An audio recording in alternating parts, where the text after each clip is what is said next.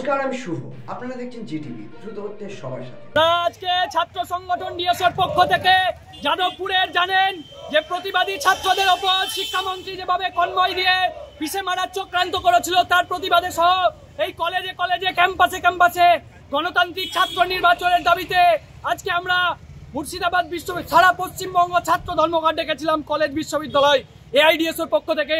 তারই পক্ষ থেকে আমরা আজকে এখানে পিকেটিং করছিলাম এবং বহিরাগত তৃণমূলের গুন্ডা বাহিনী দিয়ে আমাদেরকে মারা হয়েছে।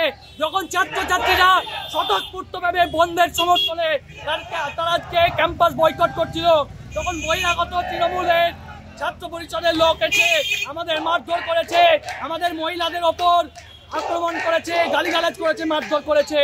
তার প্রতিবাদে আমরা ধিক্কার জানাচ্ছি। আজকে আমরা এখানে থাকবো এবং আমরা দাবি করব যে অবিলম্বে গণতান্ত্রিক পরিকাঠামো ফিরিয়ে আনার জন্য কলেজে কলেজে ক্যাম্পাসে ছাত্র সংসদ নির্বাচন করতে হবে এবং যাদবপুরের নক্কারজনক ঘটনার প্রতিবাদে তীব্র আন্দোলন গড়ে উঠবে এবং শিক্ষামন্ত্রীকে অবিলম্বে এর ক্ষমা চাইতে হবে এবং অবিলম্বে তারও শাস্তির দাবি করছি। দেখুন, আজকে উচ্চ মাধ্যমিকের পরীক্ষা চলছে, সেই পরীক্ষা অবস্থায় ওরা আজকে বন্ধ করছে। আমরা তৃণমূল ছাত্র পরিষদের পক্ষ থেকে এসে বলছি আজকের দিনে তোমরা এই ধর্মঘট করো না, কারণ যেহেতু রাজ্য জুড়ে আজকে উচ্চ মাধ্যমিক পরীক্ষা চলছে, সেই পরীক্ষাতে যেন কোনোরকমভাবে বিশৃঙ্খলার সৃষ্টি না হয়। আপনারা উঠে যান, আমরা হাত জোড় করে বলেছি আপনারা উঠে যান। তারপরে ওদের চিৎকার চেঁচামেচি যেটা হয়, শূন্য থেকে মহাশূন্য জায়গায় পৌঁছে গেছে।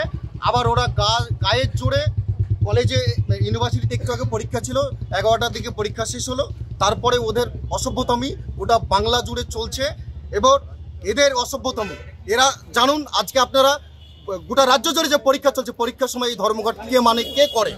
অশিক্ষিত ছাড়া কেউ করে না। আপনারা এতক্ষণ দেখছিলেন জিটিভি, দ্রুত হচ্ছে সবার সাথে। জিটিভির আরো নতুন নতুন খবরে আপডেট পেতে এক্ষুনি লগ ইন করুন www.gtblivenews.com।